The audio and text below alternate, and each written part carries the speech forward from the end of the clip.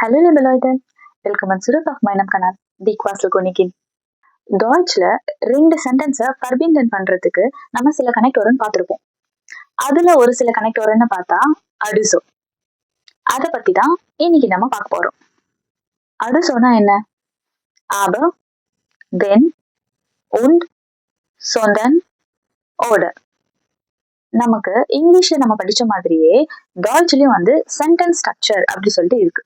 அதாவது வேர்ப் இந்த பொசிஷன்னா இந்த பொசிஷன்ல தான் வரணும், நோமன் இந்த பொசிஷன்லனா இந்த பொசிஷன்ல தான் வரணும், அதே மாதிரி கனெக்டோரனும் இந்த பொசிஷன்னா இந்த பொசிஷன்ல தான் வரணும் அப்படின்னு சொல்லிட்டு சில ரூல்ஸ் இருக்கு.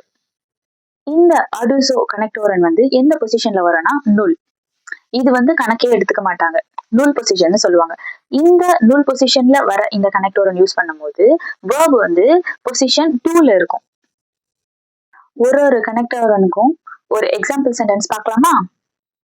Aber Deutsch ist interessant, aber es ist schwierig. Ich bin müde, aber ich lerne weiter.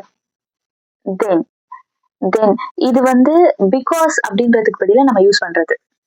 Ich lerne Deutsch, denn ich arbeite hier. Ich bleibe zu Hause, denn ich bin krank. Und ich lerne Deutsch und ich spreche jeden Tag. Ich arbeite im Krankenhaus und ich mache eine Ausbildung, sondern ich komme nicht aus Deutschland, sondern aus Indien. Das ist kein Tee, sondern Kaffee. Oder möchtest du Pizza oder Pasta? Lernen wir Grammatik oder hören wir Musik? சரி, நான் இப்போ ஒரு sentence சொல்வேன். அந்த சென்டென்ஸ்க்கு எந்த கனெக்டோரன் கரெக்டா இருக்கும்ன்றத கமெண்ட்ஸ்ல சொல்லுங்க. Ich trinke keinen Kaffee.